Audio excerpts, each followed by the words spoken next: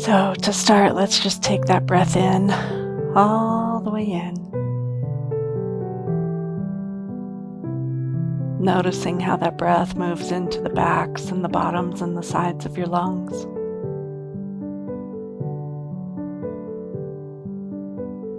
And noticing that breath in your spine from the base of your skull to that triangle bone, the sacrum, at the base of your spine. Noticing the breath in your belly. Noticing the breath moving into your legs and your knees.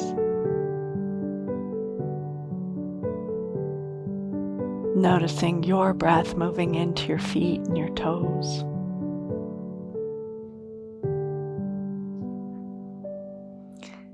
Noticing the breath as it moves into your shoulders and your shoulder blades.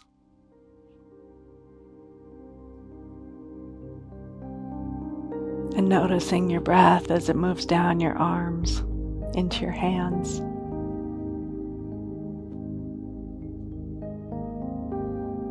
And noticing your breath as it moves into your jaw and your face. Into the entirety of your cranium, your head, your skull, your brains. Each inhale, bringing just a little bit more space and ease.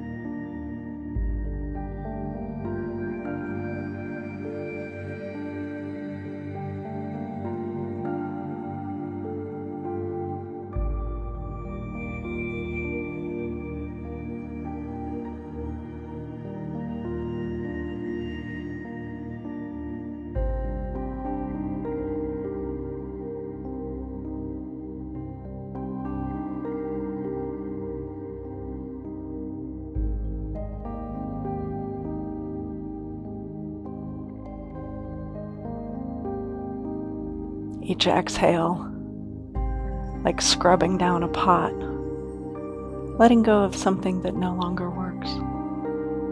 That burnt on stuff on the pot that you might not even recognize as part of your system right now. And taking the breath through your entire system, top to bottom, front to back, side to side. From your bone marrow of each and every bone, through your skin and just a little bit beyond.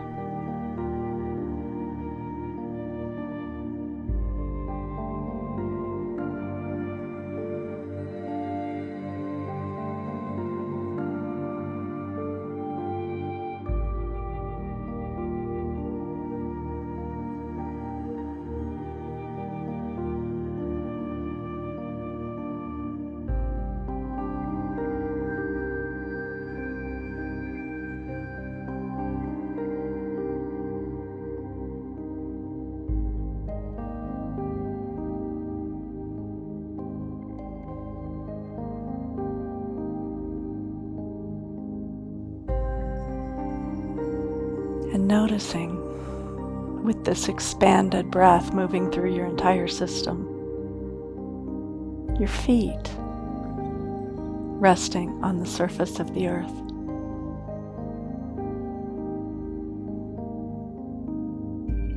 And if you need, invite your feet to grow roots or just to simply sink into the earth, so that your breath and her breath become as one, consciously even.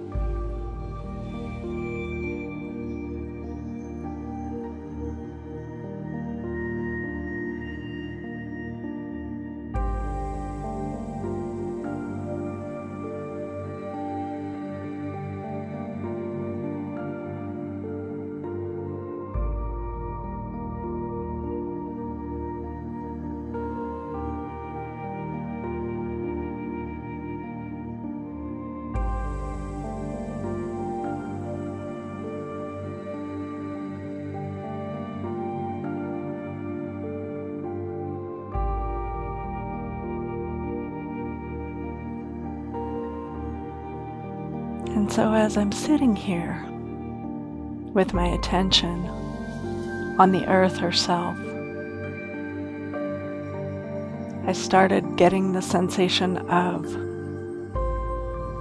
earthquakes and mountain ranges that suddenly disappeared or suddenly appeared. And in some ways, if we were on the planet at that time, it might feel like everything was failing.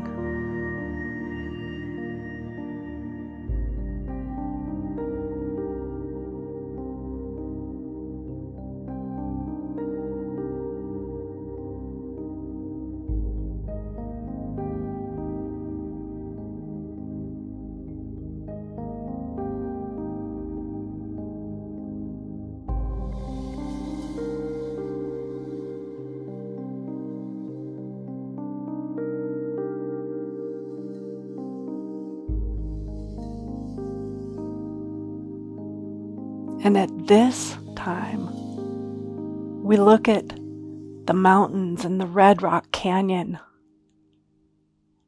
and we go, wow, that is so beautiful. I wonder what it took to make that happen.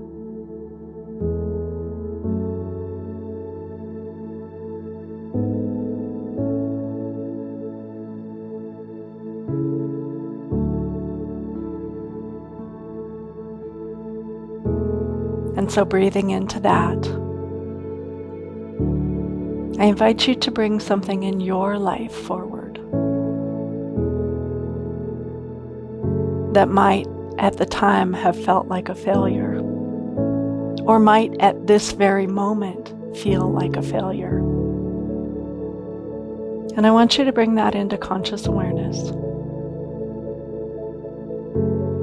And for me, it's almost like I picture it like another being can kind of be like a child and sit on my lap, and I can hold that challenge, that feeling like a failure on my lap like it was a little child who simply needed more loving. And so with that feeling like a failure conversation sitting on your lap, I invite you to breathe again with the earth. And remember all the things that she has moved through to bring in the oceans and the mountains and the Grand Canyon and Red Rock Canyon and the rocks of Sedona and the rocks in France and the Swiss Alps and all of the Himalayas want to be called out. All of those other things. And simply breathe with that.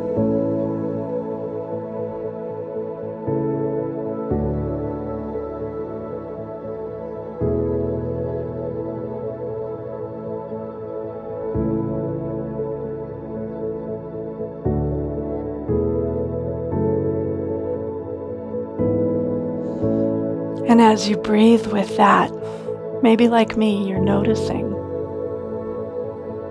that breathing with the earth, treating that failure like a little child who simply needs to be loved more.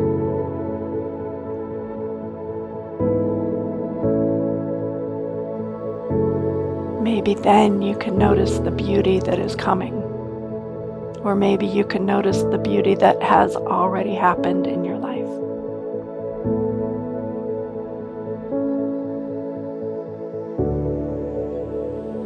And so we'll sit in this for a moment or two. This constant change, this what appears to have been failures of maybe even epic proportions, becoming beauty and authentic lives and wholeness.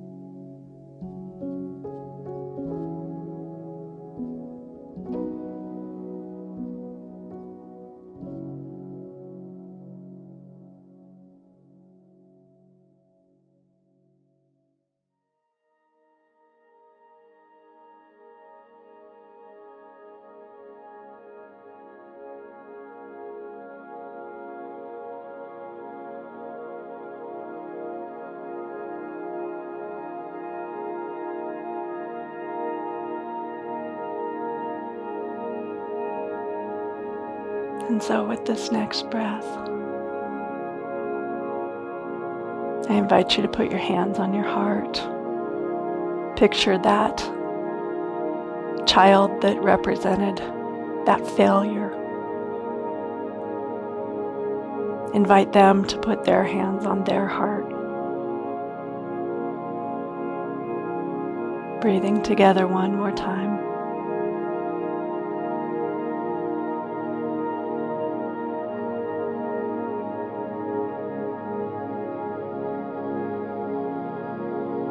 Telling your body thank you for accepting these changes with grace and ease.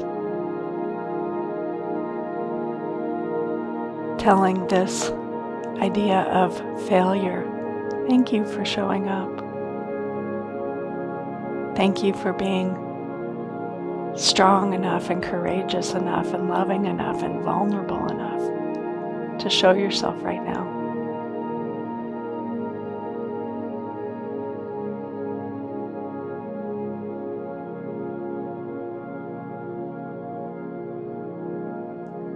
And we breathe in, all the way in, letting that forward motion, that forward grace, that forward love be present in every single cell, every fiber of our very being.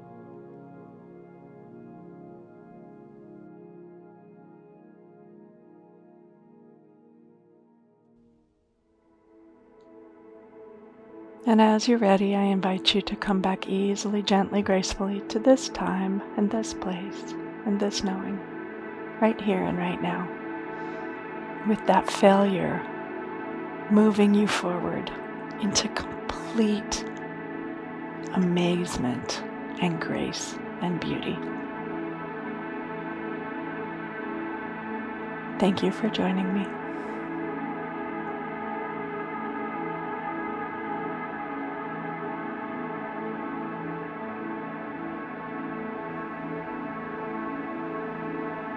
And we simply let it be. And so it is.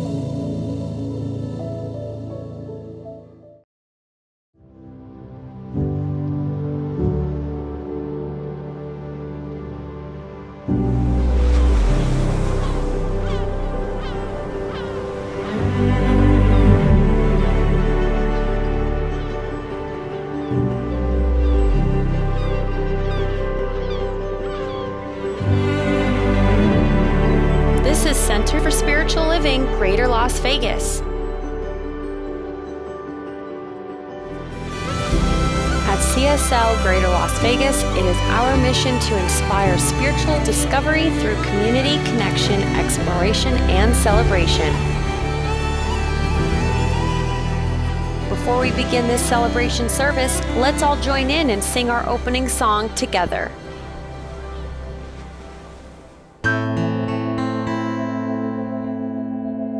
Imagine me and you, I do. I think about us day and night.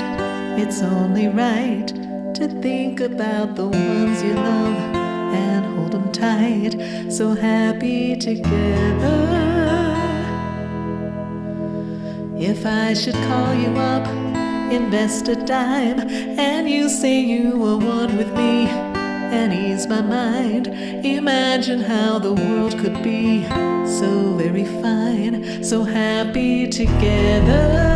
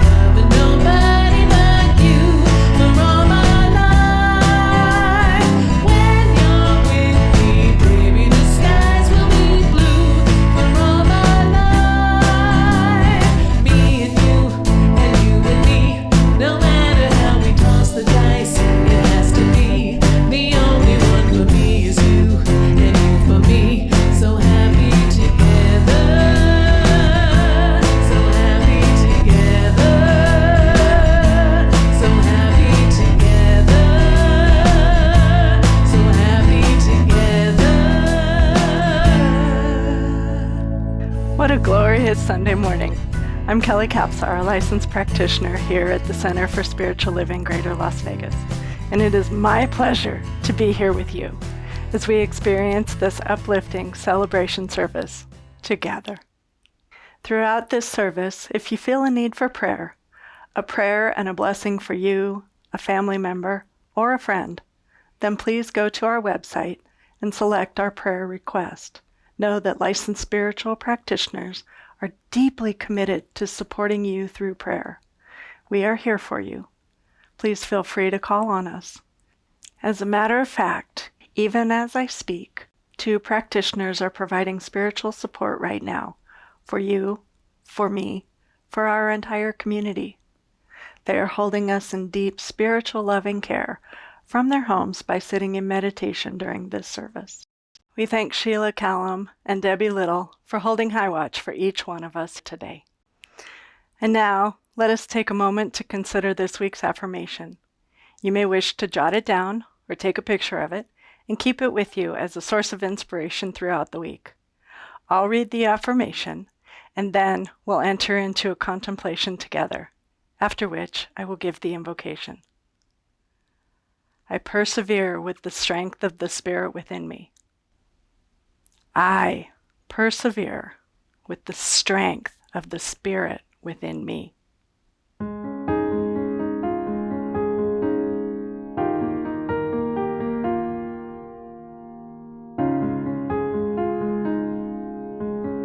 Spirit flows through me.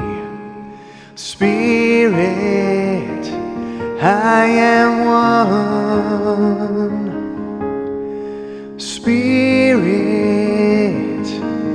flows through me. I accept and recognize God in me.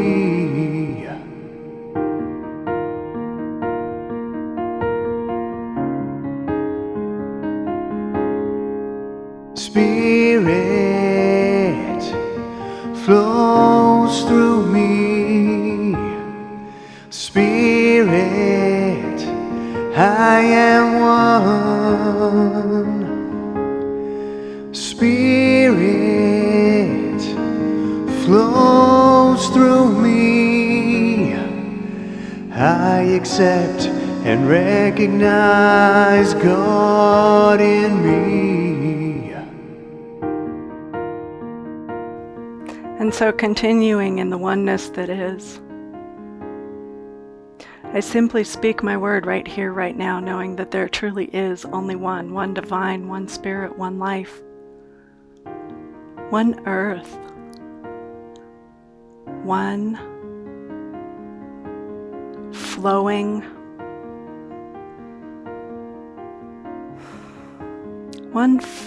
peace, with thousands and thousands and millions of parts, that truly, when we look, are all one.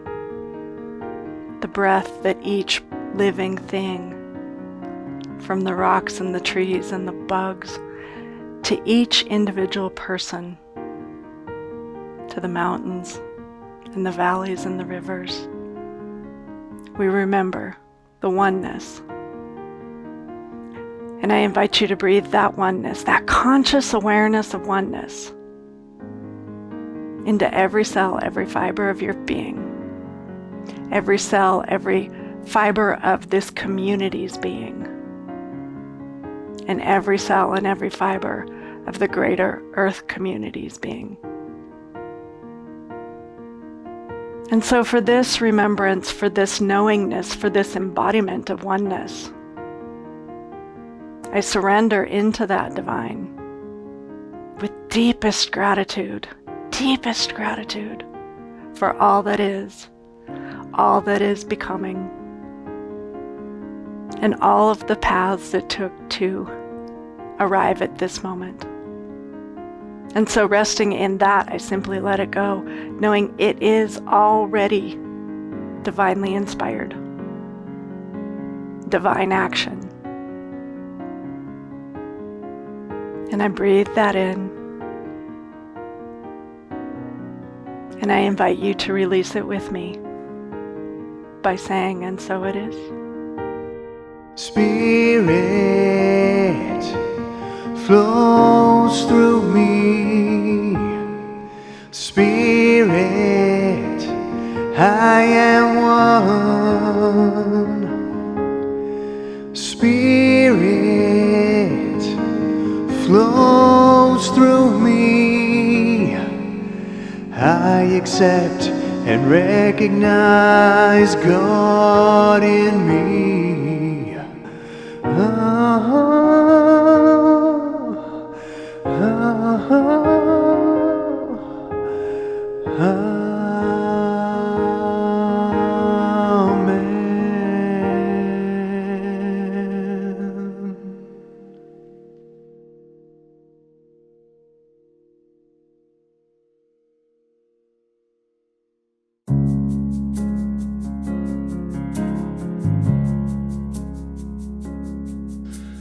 I will make a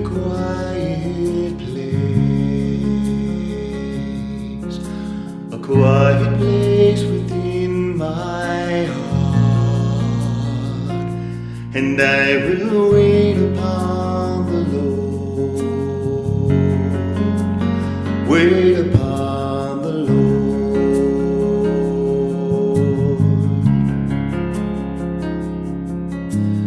I will make a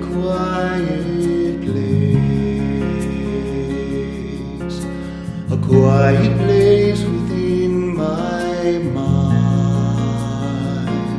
and I will wait upon the Lord,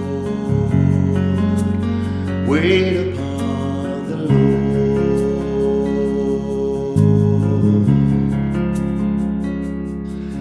Be still, my soul, be still, be still, my soul, be still and know.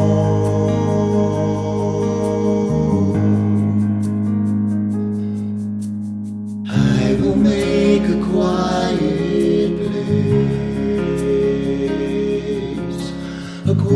place within my life, and I will wait upon the Lord, wait upon the Lord.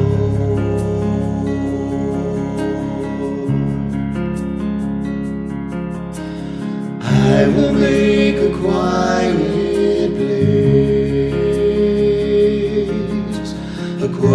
place within my heart, and I will wait upon the Lord, wait upon the Lord.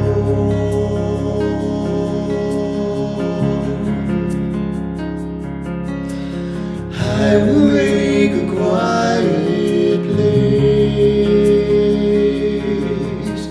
quiet place within my mind, and I will wait upon the Lord, wait upon the Lord.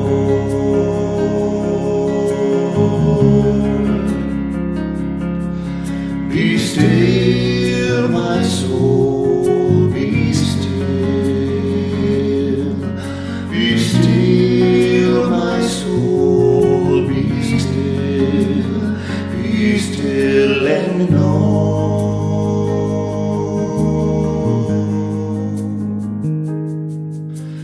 I will make a quiet place within my life, and I will wait upon the Lord, wait upon the Lord.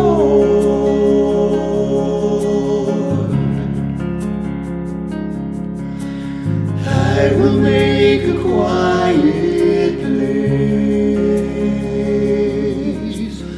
I will make a quiet place.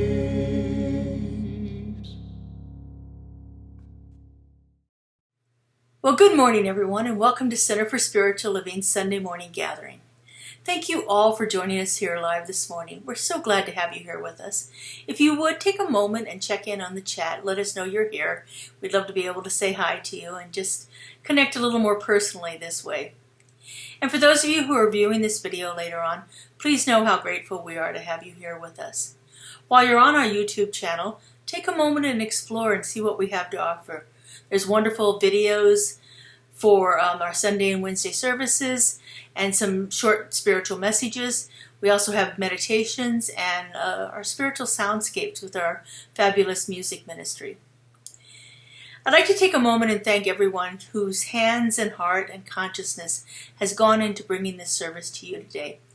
All of our practitioners, our volunteers, our leaders, musicians, and technical staff do an amazing job with each one of our services. We are so blessed by their gift of service for us.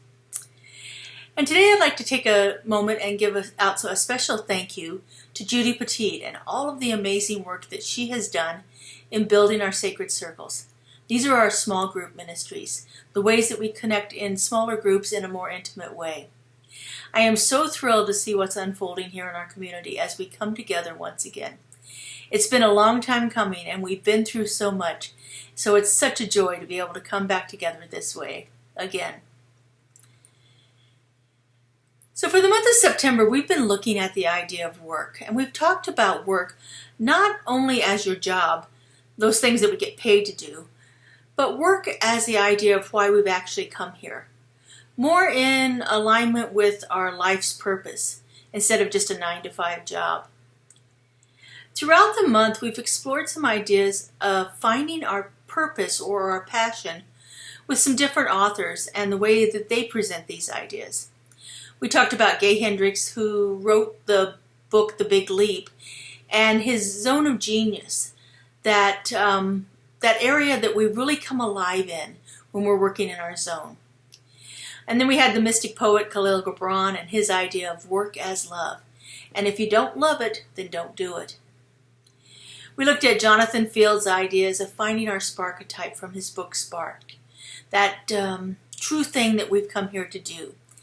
And last week I spoke about Stephen Cope's book, The Great Work of Your Life, and his idea of finding our dharma, our unique path in life, or our life's purpose. So our focus this month has been on identifying and living from a place of our life's passion, our life's purposes, the reasons that we've come here. We've talked about how when our passions align with our job or career, magic really begins to happen in our lives. We all know people who have been so aligned with their passion and their purpose that it just shines through in everything that they do. But what is it that stops us from not only finding our purpose or our passion or the thing that we've come here to do, but what stops us from even trying to seek it in the first place? Why is it that so many of us are content to play small or to live out someone else's idea of what they think our life should be? And why is it that we're afraid to even try to find it?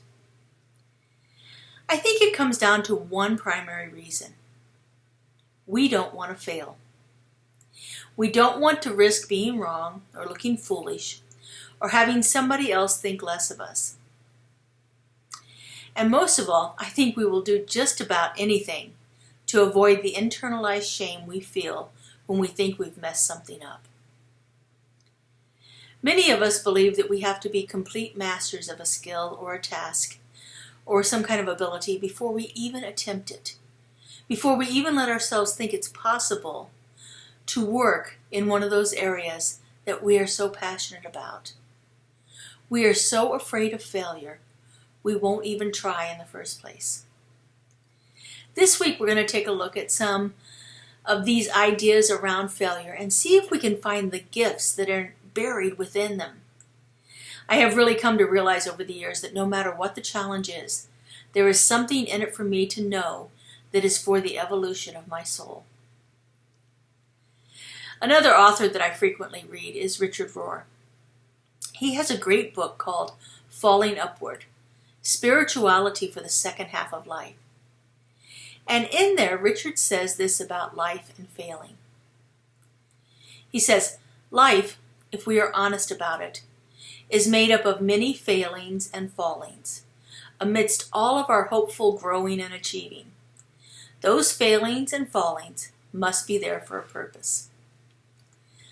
Life is about failing and falling, and all of this failing and falling is here for a purpose. We can look at failure and the mistakes that we've made in two different ways. We can allow the shame we feel over this perceived mistake to take us down a spiral of self-blame, self-doubt, and live our lives from that place. Or we can use it as a lesson, a place to start anew. It can become a place of empowerment, a place where we launch ourselves into our greater yet to be. Richard goes on to say, we grow spiritually much more by doing it wrong than doing it right. Now, as many of you know, I draw a mandala every morning as part of my spiritual practice. If you don't know what a mandala is, it's a geometric representation of a sacred idea, concept, feeling. And I draw a small 3.5-inch square mandala each morning. Now, I've been doing this for over 6 years, and I've completed more than 2,000 of these little drawings. So believe me when I say I have made my share of mistakes. And when I first started this practice, I would get really upset with myself when I made a mistake. I have a tendency to do that. Things like smudging the ink when I move my hand over it too quickly before it has had a chance to dry. Or going too far over in a place where I didn't intend it to be, the line that I was drawing. Or drawing in a place that I never meant to draw in the first place. Or just simply dropping my pen and creating an extra mark on my paper. Now, I used to try to find ways to cover up the mark. I bought whiteout and white gel pens and anything I could think of that would help me cover up that black mark on a white card. Sometimes I even got to the point where I threw the drawing away and would start all over again. But as I've moved through this practice over the years and allowed it to really become the tool of transformation that it has become, my ideas about these mistakes has changed. Quite frankly, I don't even consider them a mistake anymore. When I do something that I didn't mean to do, I say to myself that this is not a mistake. This is just an opportunity for me to create something different than what I had originally planned. Now, as my practice has shifted and grown over these 6 years, I began to notice that these mistakes seem to occur most often when I am not fully present with what I'm doing. For me, this is a meditative practice, and so oftentimes I will ask a question and then just contemplate that as I complete the mandala, as I draw the mandala. But I find myself when I'm making mistakes that I'm not fully present, that I haven't gotten into that state of contemplation the way that I often do. These are times when my mind is distracted by something else that's going on in my life. When I'm not fully present, when I'm not fully engaged where I am doing what I'm doing right then, when I'm not completely in touch with the passion that I feel for this practice and my purpose for doing it, it seems as though I make more and more mistakes. Now, this is a key point that I have discovered, and it is completely a paradox. We avoid doing things that are in alignment with our passion and our purpose because we're afraid of making mistakes. But when we're not completely in alignment with our passion and purpose, we wind up making more mistakes. So when my mind is distracted, I make more mistakes. My purpose for doing this is to get my mind centered and calm. But when my mind isn't centered and calm, then that's when the errors happen. When I'm not fully engaged in my passion around this activity, that's when more mistakes happen. We all have things that keep us distracted in life. Things like our chattering mind, that what the Buddhists call the monkey mind that just constantly goes. We have thoughts about relationship issues, our dissatisfaction with certain areas of our lives. All of these things swirl through our minds in a way that keep us distracted from doing what it is we're passionate about, from fulfilling that purpose that leads us to create more of what we would call mistakes or failures.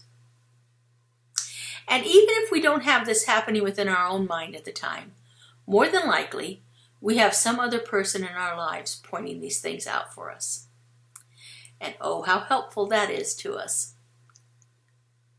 How many of you have ever held back your abilities, your talents, your genius, simply because you didn't want someone else to feel bad? And even if you didn't let them hold you back, you likely had to endure their eager pointing out of every little error they thought you made. We love those critics in our lives. I love the way that Theodore Roosevelt speaks of these critics, the people who are so willing to point out all of our shortcomings. In a speech he gave in France in 1910, he spoke about these critics. He said, "It is not the critic who counts, not the man who points out how the strong man stumbles, or where the doer of deeds could have done them better. The credit belongs to the man who is actually in the arena, whose face is marred by dust and sweat and blood, who strives valiantly, who errs, who comes up short again and again, who at best knows in the end the triumph of high achievement, and who at the worst, if he fails, at least fails while daring greatly, so that his place shall never be with those cold and timid souls who neither know victory nor defeat." It's not that suffering or failure might happen, or that it will only happen to you if you are bad, or that it only happen to you if you're unlucky, or that somehow by cleverness or righteousness you can avoid it. The truth is, it will happen, and it will happen to you. Losing, failing, falling, and the suffering that comes from those experiences, all of this is a necessary and even a good part of the human journey. The 13th century English mystic, Julian of Norwich, says this: "First there is the fall, and then we recover from the fall. And both are the grace of God." Both the failing and what we get out of the failing, both are the grace of God. One of the great surprises is that humans come to full consciousness precisely by facing their shortcomings and by making friends with their own mistakes and failings. There are not any people who have had no inner struggles. Every one of us has had to deal with these issues that are both universal and uniquely individual. Those of us who are willing to see and face our failures are the ones who uplevel their consciousness. We experience success and failure in life. And just as life teaches the lesson not to allow success to go to one's head, we are very wise not to follow or not to allow failures to consume our souls. To fail forward means not giving up when things don't work out. When failure seems inevitable, the secret to moving forward is to cultivate a sense of everyday wonder as a guide and a constant companion. To begin to wonder about these failures that we see, these things that we think we've done wrong. Begin to wonder about them and use them as a guide. We can begin to create that everyday sense of wonder around our failures and our shortcomings by taking them into our spiritual practices. One of the ways to do this is to ask some contemplative questions. Questions like, what is here in this situation for me to know? What is my next step to move through the feelings that I'm experiencing right now? How am I to shift or grow or change as a result of this experience? Now remember, it is the quality of the questions that we ask that determines our level of spiritual growth. The quality of the questions that we ask determines our spiritual growth. Notice that when I asked those 3 questions, I didn't ask questions like, why did this happen? Or why did I do this? Or how could I be so stupid? Or even the best one, why me? These kind of questions keep us stuck, while those first few questions empower us to move through the challenges before us. Ask what is here for us, not what is happening to us. Shifts us from being a victim to our failings to being a co-creator in a life that is unfolding for us. We will fail. To err is human. And it is through our failures that we grow, that we become more of who we're meant to be. The only way to not fail is to not play the game at all, to never fully engage in life. We can be content to be a spectator sitting on the bleachers, watching our lives pass by. Or we can get ourselves down into the arena and dare greatly at everything we do. As I've mentioned several times this month, we may be at a point in our life where we've retired from the jobs that we've held for so many years. Our careers may be over. We're enjoying the good life, as they say. This might be a time when we're not really interested into delving into finding our purpose or our passion. We may feel like we've already fulfilled that, and I'm just going to cruise on by now. This may be a time in our lives where we're just ready to coast along and enjoy the fruits of our labors. We may not spend much time thinking about our failures or our shortcomings.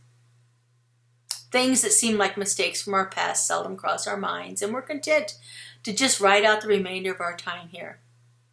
And there's nothing wrong with that. But no matter where we are in our aging process, no matter where we feel we are in our life's work, we always have an opportunity to overcome anything we feel we may have failed at. Any area that we wanted to be successful in that we weren't. Just because we may be in the second half of our lives and wanting to leave the first half behind, put it behind us, we always have an opportunity for a deeper sense of fulfillment. Author Joan Chittister, too many T's and S's in there, says this in her book, The Gift of Years, Growing Older Gracefully. She writes, "A burden of these years is the danger of giving in to our most scared selves. The blessing of these years is the opportunity to face what is in us that has been enslaving us, and to let our spirit fly free of whatever has been holding it back for all these years.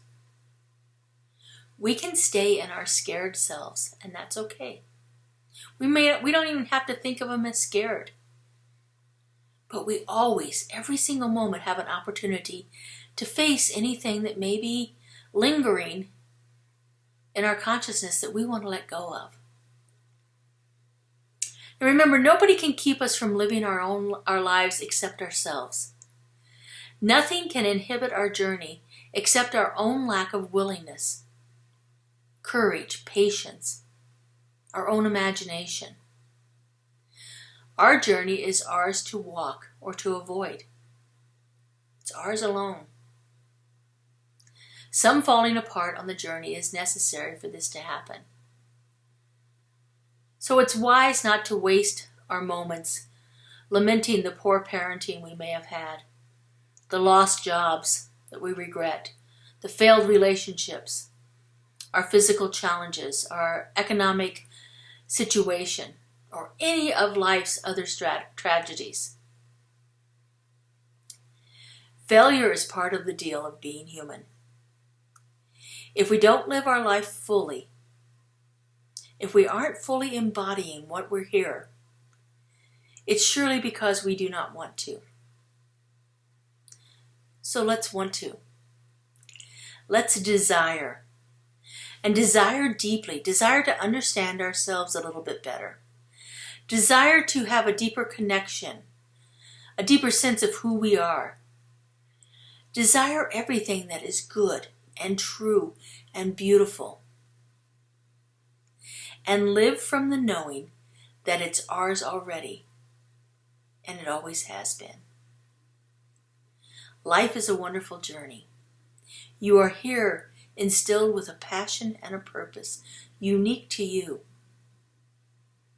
Desire to find it. Desire to allow it to live through you.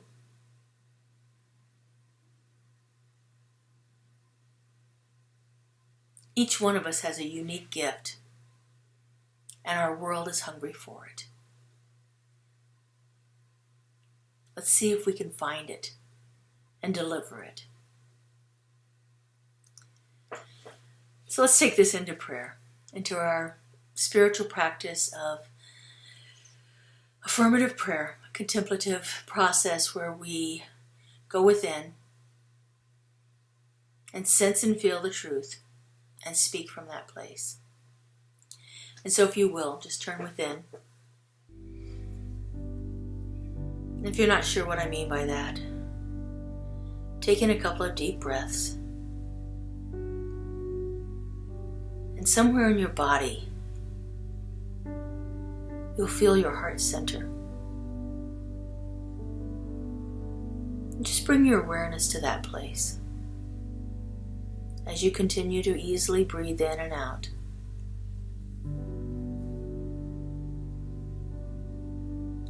And from this place of deep connection, this place of all-pervading peace, I know that there is only one divine, creative, loving intelligence.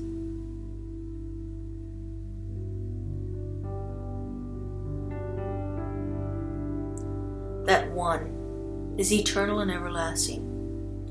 It is the isness and the allness and the fullness and the wholeness of all of life.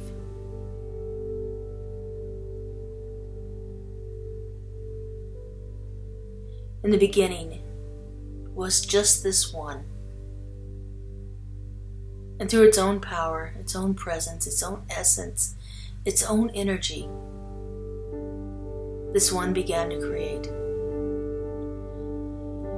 It has brought forth everything into expression, everything that is, everything that has ever been, everything that is yet to be, is all a perfect emanation of this one.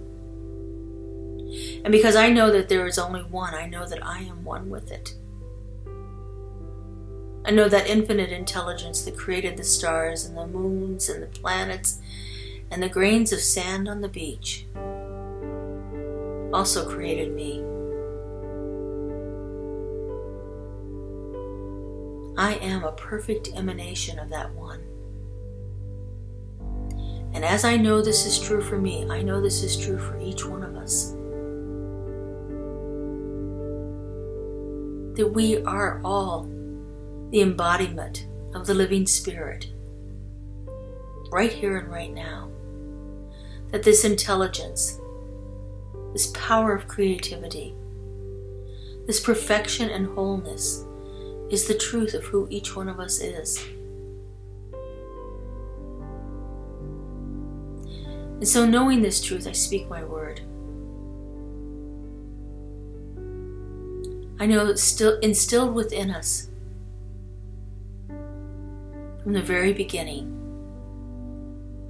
is a divine spark of creativity that is showing up through us in those things that we are passionate about, those things that fulfill our life's purpose, those things that we are called to do and cannot help but do. I know that that is the very essence of who each and every one of us is. that this loving creative power and presence is moving into expression through each one of us. Individually, uniquely, perfectly. In the right time and the right place.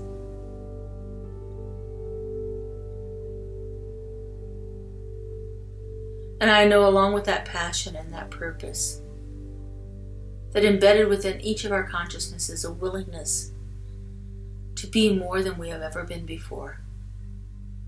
To allow this divine creative source to express itself through us in a way that uplifts our entire universe.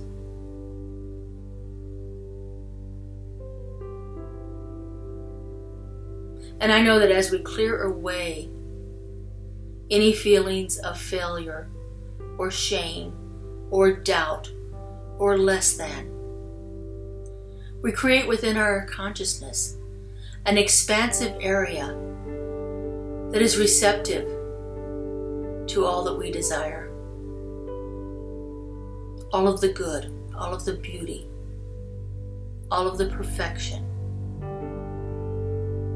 that is the truth of who we are right now. And I'm so grateful to know this. I'm so grateful to feel it. I'm so grateful to see it operating in the world and in the lives of each member of this community. I am so grateful to know that it is expressing itself in the creation of our new building for Center for Spiritual Living.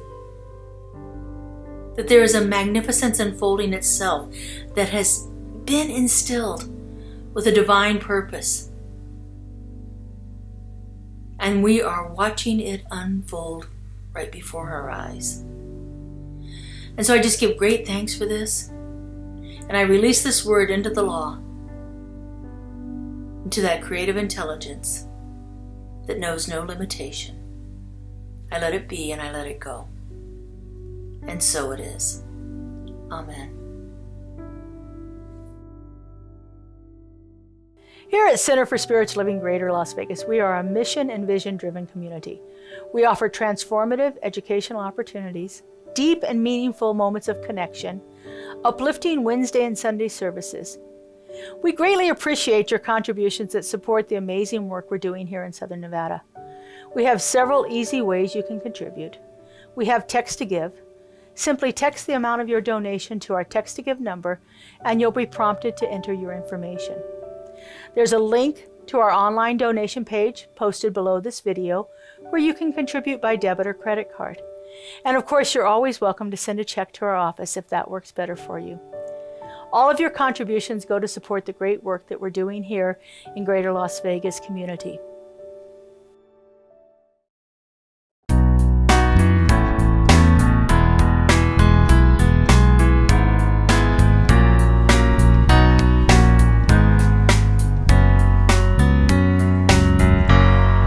We are the one that we've been waiting for.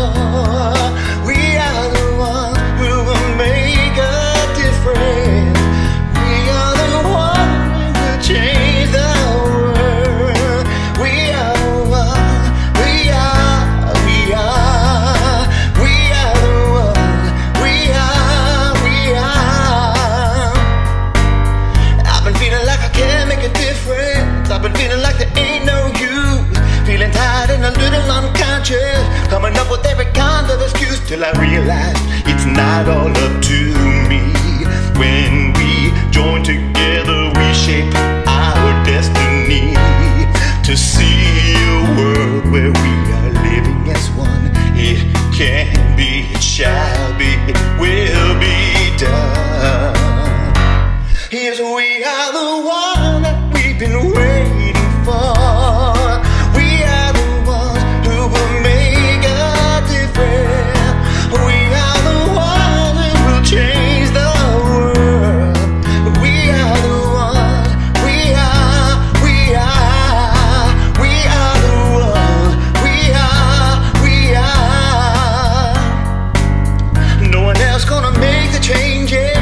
Savior gonna drop from the sky.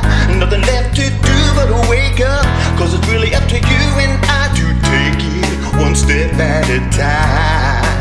stand together with your hand in mine, then we will see the world that we've been dreaming about. We need it now, the time is now, there is no doubt. We are the one that we've been waiting for. We are the ones who will make a difference. We are the ones who will change the world. We are the ones, we are the ones,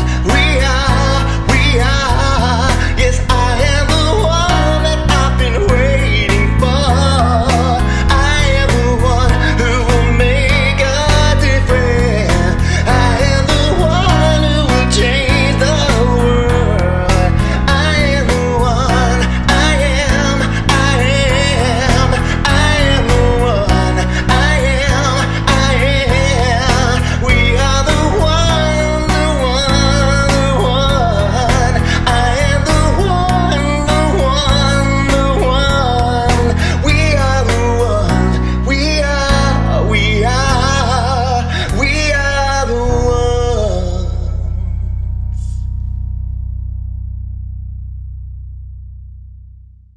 We thank our musical guests that inspire and uplift us each week with their talent. And we also thank you for your generous gift in support of our center. We remain committed to serving you. Center for Spiritual Living Greater Las Vegas continues to provide enriching services, transformative classes, and powerful opportunities for connection within our community. Be sure to watch the announcements at the end of today's service for what's coming up in the weeks ahead. Now let's join together in a closing song before our benediction. Use me, oh God, I stand for you, and here I'll abide as you show me all that I must do. Oh, use me, oh God, I stand for you, and here I'll abide as you show me all that I must do. Show me all that I must do. Show me all that I must do. Show me all that I must do.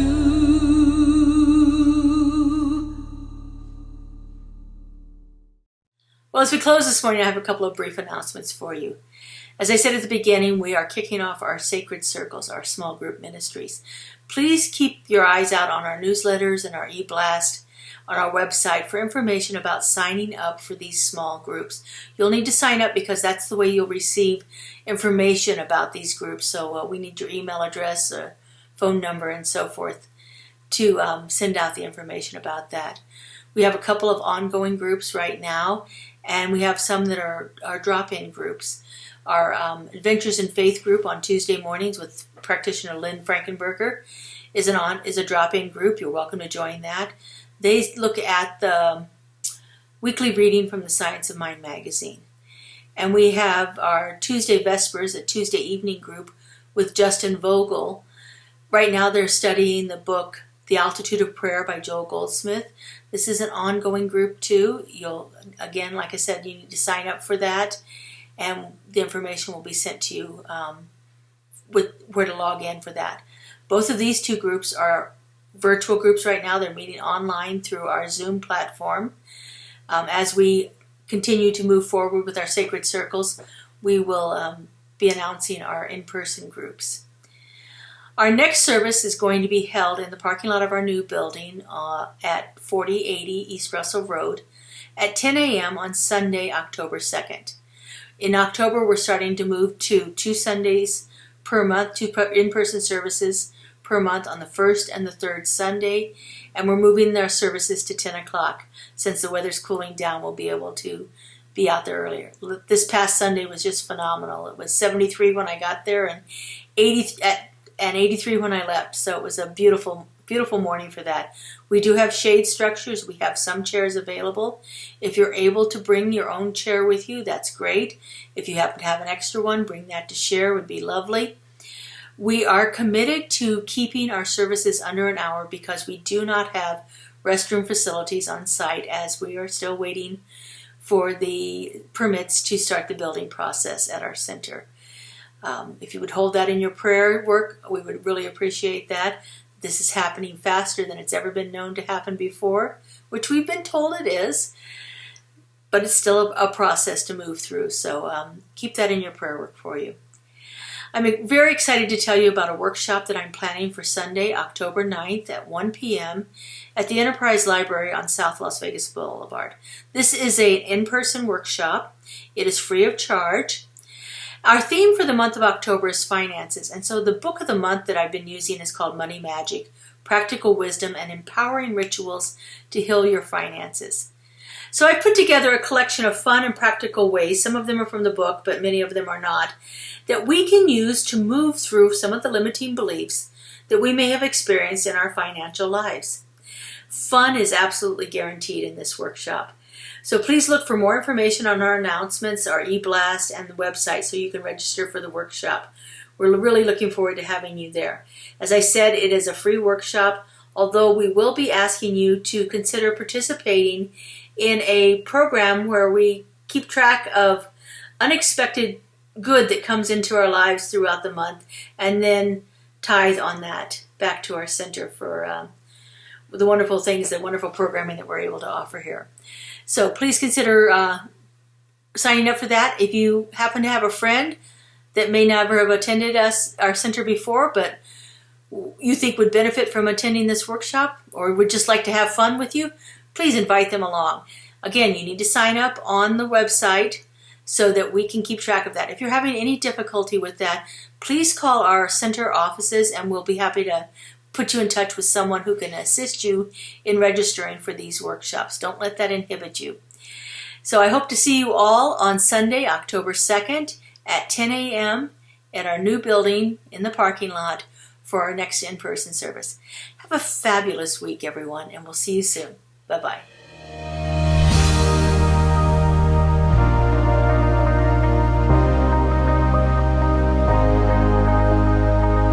The monthly publication, Science of Mind magazine, is a treasure to be read and contemplated. Along with in-depth articles, there is a day-to-day spiritual support to be gleaned from its daily guides. Licensed practitioner Lynn Frankenberger hosts Adventures in Faith every Tuesday at 11 a.m. on Zoom, and you're invited to join in. This is a weekly group discussion that focuses on those daily guides and how to apply them. Check Facebook and our weekly newsletter for more details.